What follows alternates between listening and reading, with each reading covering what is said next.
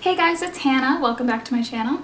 I am going to do another book tag for you. Today we're going to do the coffee book tag. I have absolutely no idea who started this, but I'm just going to do it anyway because I saw a lot of people going around. If I find out who originally did it, I will link it down below, as you can see. But for now, we're going to figure out what books I think goes with what coffee. Except I don't really drink coffee, so I'm sorry about that. I drink tea out of awesome mugs. So for coffee, question number 1, we have black. Name a book that was hard to get into at first, but has a really awesome and large fan base. I'm gonna go with Outlander by Dana Gabaldon. This has a huge fan base, as you guys know. I mean, it's kind of Game of Thrones, not like Game of Thrones level, just because Game of Thrones is Game of Thrones. But it is huge. It's been out for a really long time. They just started making the original television series. It's on Starz, and apparently everybody loves it. They're in love with Jamie Fraser. I think that's his name. Sam Heughan? Sam Heughan plays him? I don't know. Ask Sasha. Sasha knows everything about this. But my best friend just read it, and she has been begging me to read this because I need to be in the fandom and understand what she's talking about. And it's just, I know that it's gonna be good, and I know that it's gonna be amazing once I like keep reading it, but I'm not even that far in. I'm like 39 pages. She just went through the stones, and I'm not super motivated to read this, which is not the best thing. I'm in quite the book slump after reading Court of Mist and Fury. As you guys know, one of the best books of the year, and I just don't feel like another book can get up to that hype right now. Just put me in such a slump almost all summer. I've only read like 4 books, and that's like 3 months of having not a lot of time, but like all of the not school to do in which I could be reading. And I just need to find a time when I can actually get into this and like not have it be a chore. So, Outlander. Question number 2, Peppermint Mocha. Name a book that you see everybody read during the holidays once it comes up. And as you guys know, a lot of books, aren't released seasonally like movies are, but I decided to choose Harry Potter because everybody does a very Potter Christmas. A very Harry Christmas? A very Potter Christmas? Merry Potter Christmas. I don't know. Whatever they call it, a very Harry Christmas. And a lot of people will go and reread the series during the holidays because they're on break and they can go back and read the amazingness that is Harry Potter, so I think that this one reminds me. This one actually reminds me of summer because I always read it every summer because I start on Harry's birthday. It also reminds me of Christmas, I guess, just all year. Every year is Harry Potter. Number 3 is hot chocolate, which I absolutely love and do drink on most occasions. It doesn't even need to be holiday. And that would be name your favorite children's book. And my favorite children's book isn't necessarily a book, also it's one of the only ones that I have on my shelf, and that would be, it's the poems by Shel Silverstein. So Light in the Attic, also Where the Sidewalk Ends, and Falling Up, and you know, all of those books that have the cute little poems. If you don't know what this is, it is a children's poem book. It's kind of in the realms of Dr. Seuss, and he just writes these funny little, let's find a really small, these funny little poems that are hilarious and just really cute. Like, Snake Problem. It's not that I don't care for snakes, but oh, what do you do when a 20-foot python says, I love you? And they have cute little illustrations, and they're just adorable, and it just reminds me of elementary school and a time when I didn't have to pay bills or go to college. Very, very happy times. Question 4, Double Shot of Espresso. Name a book that has kept you on the edge at all times, like Espresso does. I'm going to have to go with A Court of Thorns and Roses. Whoa, big surprise! Hannah never talks about this book.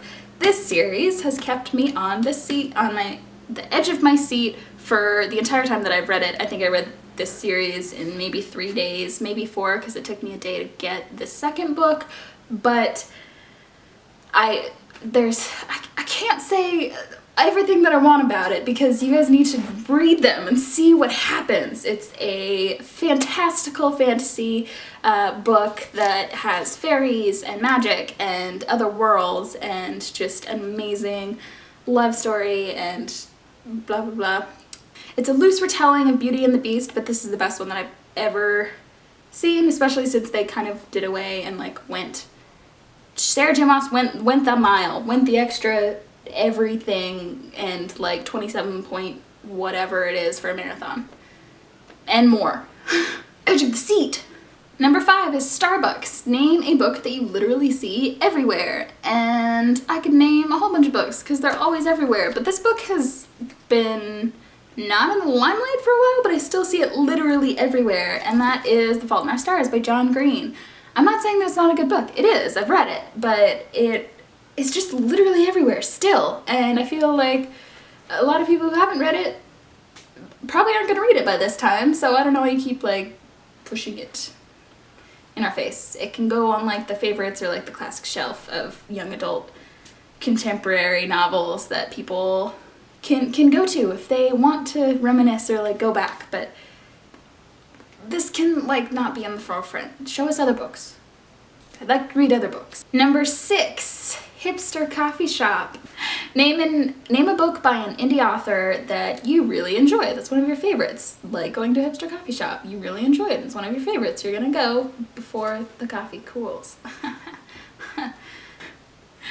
I'm not sure if this counts because he's a really popular author, but I'm gonna go with Neil Gaiman, especially Stardust, because I haven't really heard anything by Stardust, so I feel like I'm on the hipster level of it because I think it's awesome, even though it's a really old book. But this book and the movie that adapts to it, it follows a little bit different line, but this book is amazing and has such fantastical elements. It reminds me of just old school fairy tale storytelling, but with a cool mix to it that goes on a journey. So it's like Lord of the Rings meets Grimm's fairy tales. That's what I feel like it is. And they just go on this amazing adventure, and there's pirates and marauders and witches and kings and queens and a fight for a star. Number 8, The Perfect Blend.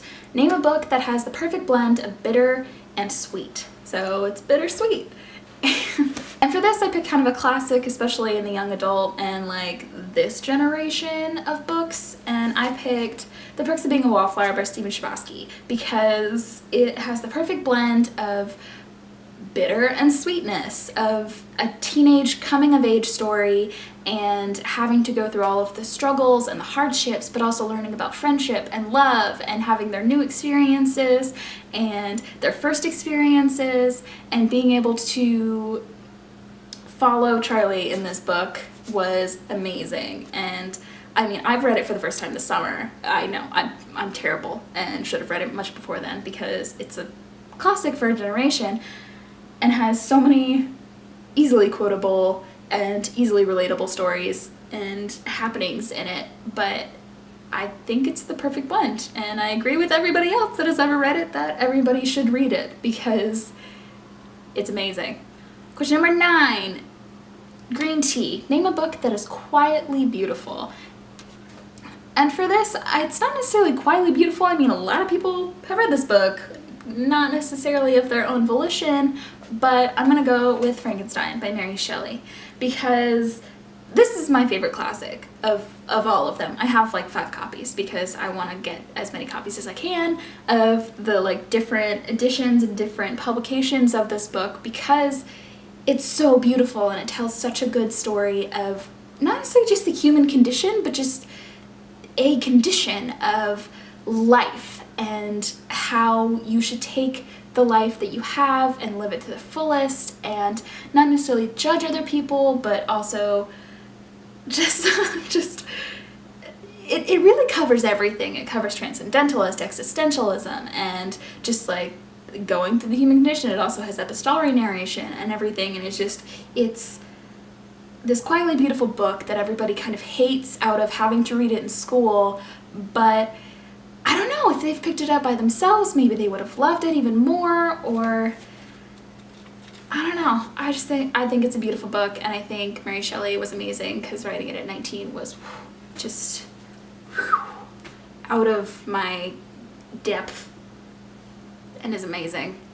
And question number 10 is chai tea. Name a book that had you dreaming of far-off lands and places. And this isn't necessarily a far-off land or place, but I chose Wild by Cheryl Strayed. And this is her telling of her journey through the Pacific Crest Trail, the PCT, which goes from Mexico all the way, the Mexican border, all the way up to the Canadian border.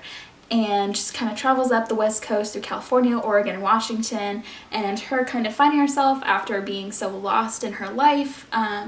Some of her family members had died and bad relationships, and just felt that she needed to find herself in the wilderness, and she did, and she went into the wilderness, and it just makes me want to climb the Pacific Crest Trail. I know that it's really bogged down now ever since her book came out, but then like the Appalachian Trail or any of the other ones, the Colorado Rockies Trail or anything. I mean, I come from a very outdoorsy place, Alaska, and absolutely love that, and it makes me want to go and find my own self, maybe in nature. Follow John Muir's preachings and go because the mountains are calling and I must go. Okay guys, that was the coffee book tag. I hope that you enjoyed it. I will come out with some more videos for you soon, and I will talk to you later.